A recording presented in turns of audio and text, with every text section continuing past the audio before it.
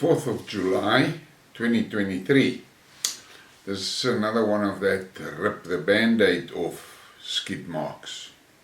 This one I'm going to talk about BRICS again, but a little bit more of how things in South Africa can influence South Africa's image in the BRICS environment. Now, the ANC is banking heavily on that principle of BRICS, of non-interference in internal affairs. But with all the new applications for membership of BRICS, it is quite obvious that there is going to be a shuffle for pecking order in BRICS. And there are countries that are coming into BRICS that are in reality bringing much more value to BRICS than what South Africa is currently bringing to BRICS. What does South Africa bring to BRICS? A broken society, a broken economy, and not much of a prospect of things to change faster. We're sitting with a sausage generation which can be in the vicinity of about 17 million people. And in that generation, there is an enormous number of people that is totally unemployable. They will never find jobs. So they will be on some form of government support. A government that has overseen an economy that is shrinking, there's capital flight, and there's massive job losses. We're sitting with an unemployment figure in the vicinity of 55%. Look, there's a lot of people that's going to argue this way and that way about that, but I'm going to work on that. Now, I don't know if these black militant keyboard warriors realize that the current South African economy makes it highly probable that 60% of their peers, the sausage generation, will never be employed in their lives. And then the racist rants is absolutely over the top. Some of those guys, the things that they say and the things that they promote is absolutely mind-blowing. And then there is politicians that fuel the same fires. Now, I'm going to play you clips from a video that you must look at and listen to what that guy says, and I will comment on some of the stuff. But it's important that you listen and think. That is important. He rants about white privilege and fumes about the fact that white people have a cultural bond that they do protect. And by implication, he says there are no good white people. Now listen to this. Are there any good white people in the world? There may be, but it doesn't matter. And you know why? No matter how good an individual white person may be, they have an obligation to look out for the best interests of the white race. Therefore, no matter how well-meaning they may be, at the end of the day, they're going to close ranks with their own people. Every white person has an obligation to promote and protect white privilege. If there were so many good white people in the world as so many black multiculturalists claim, why is apartheid still in effect? This guy is obviously a thoroughbred racist and tries to sound very informed. And then he exposes his own bias by claiming whites have apartheid in their veins. But let us step one step back and think about South Africa, and we think about BRICS. This guy is extremely verbose, and obviously this video has had thousands of views. Who has seen it? We will never know. His attack on whites is verbose and scathing, and from his facial expression, he seems to be very sure of himself and actually broadcasts an air of superiority and arrogance. As I said in other Skidmarks, the problem for South Africa lies in the question, what will South Africa bring to the table? Don't bluff yourself with the minerals. Russia and China has everything we have and more importantly. Other BRICS candidates have some too. It is my opinion that the number one value of South Africa lies in the Cape Sea route. In other words, geographic location. Something to keep in mind here is that South Africa cannot protect that sea route. Russia and China knows that. The recent joint naval exercises confirmed it for them. It was not merely an exercise. It was a fact-finding mission, in my opinion. Now, look at this photograph of President Putin. Now, I have news for this South African ranter. This is the president of Russia. And please take note, he is a white man. But according to this ranter, President Putin is not a good man. Let that sink in. Now, look at this image of President Putin. I guess this racist ranter will tell this little boy that Putin is bad and evil. And he must go and do it, because he sounds so convinced of his opinion. Now look at this image of President Putin.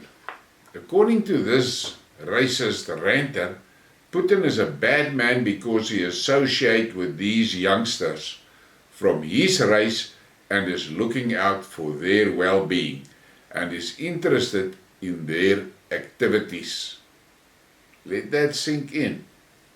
Look at this image of President Putin standing in the rain, paying his respect to the fallen soldiers. So this South African ranter is of the opinion that Putin is evil because he dares to pay his respects to the Russians that died in the Great Patriotic War. What insanity is that? That is the ramblings of a madman. But the problem is, they get away with this. They get away with this.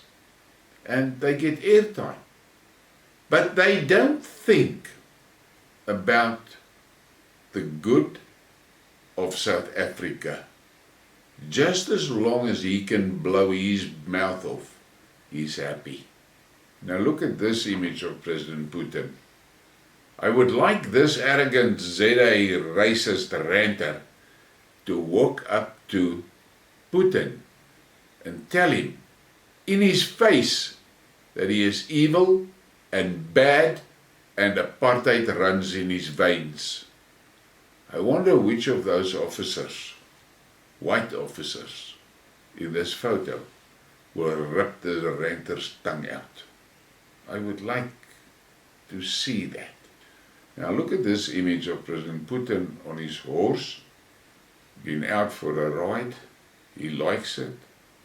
Now for one moment, just imagine President Putin returning from his riding session, and as he sits down to have some refreshments, his daughter holds her tablet out to him and says, "Dad, listen to what this South African man says about white people." Now do yourself a favor and go and check what his one daughter is actually doing for a living. You might be surprised and will realize that this imagination session set up above is very likely to actually happen. Now think further. Putin sees this rant right before he has to meet the South African delegation. Imagine that. And Cyril walks into his office and wants to greet him, and Putin puts a tablet down in front of him and says to him, "Tell me about this." Imagine it. But let's carry on. Why do you have 200,000 homeless black people in South Africa? Why are Now there in this clip, how does the bird brain tie homeless black people to whites who destroyed the economy of this country and with it millions of jobs? Does the ranter realize that President Putin knows why the economy is crashing? He is aware of the damages that BEE has done to the industries. Incidentally, he knows that Russians cannot participate in the economy freely due to BEE. I'm actually quite curious about this BEE thing and the Russian business investment potential. How is the South African government going to explain this? My guess is that this is going to become a sticky toffee sooner or later. The embarrassment lies in the fact that they will need to address it at some time. I would love to be a fly on the wall in that room. Obviously, this ranter is an empty tin that makes a lot of noise, but the tragedy is that thousands of uninformed, half-schooled, militant, racist blacks hear this crap and believes it. Listen to this. South Africa? Why are there 3,000 South Africans who own more than the bottom 32 million of South Africa? Why has this rant exposes his total ignorance and complete disconnect from reality. First of all, he should tell you, in that 3,000 that he mentions, how many blacks are in that group. It is common knowledge of how many millionaires were created by BEE and plain common theft of state funds. Then he should tell you how many minorities are in the 35 million he so gloatingly mentions. But he should actually go and find out what the disparity is in the US and EU between the haves and don't haves. Once again, he rants and spews numbers for the consumption of a stupid, uninformed audience. This very dangerous, because it's this type of talk that fuels the racism problem that we have in South Africa. But he does not care about the image of South Africa that he damages. He has no interest in what messages sent to other BRICS countries. All that counts is that he can swagger and woo his audience. Now listen to this South clip. Africa? Why has the income equality in South Africa gotten worse since April 27th of 1994? Yeah. If you got all these... If ever there was a stupid statement, then this must be it. Well, number one, BEE and affirmative action removed the bulk of the white government employees. Number two, whites have zero political influence or power to contribute to the problems that he mentions. 3. Who is in charge of the country? Last time I looked, it was not whites. But let's talk about the possible results of this type of statement. Does the ranter understand that Putin and Xi are very well informed and most probably knows more about South Africa than him? It is my opinion that especially the blacks that are pushing the racist thing need to think a bit about the future.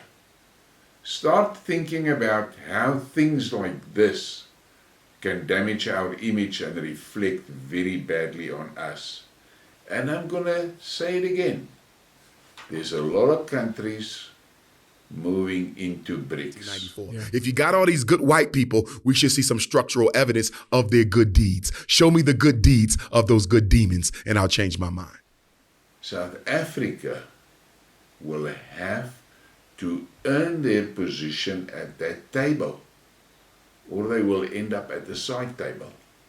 And you may think overly dramatic when I say it.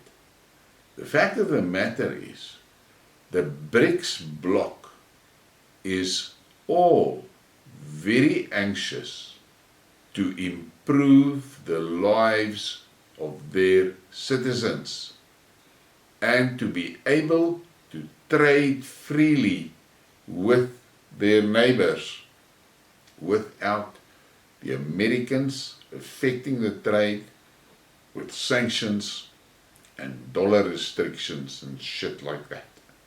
So, to sit at that BRICS table, you have to bring stuff to the table. You can't go empty-handed to that table and think you're going to walk back with shit in your hands. That's not how it's going to work in BRICS. That is maybe how it worked with the EU and with the Americans. Not maybe, that is how it worked there. They go out to those people and with a begging bowl, and they come back with a lot of money. A lot of money that they share between the cadres, not the public. The public must only pay those loans back. That's all. So, my personal advice to every person in South Africa is to really take a good look at your personal conduct and think about it and think how you affect the image of South Africa. Please give me a like and a subscribe and share the thing, and thank you for your support.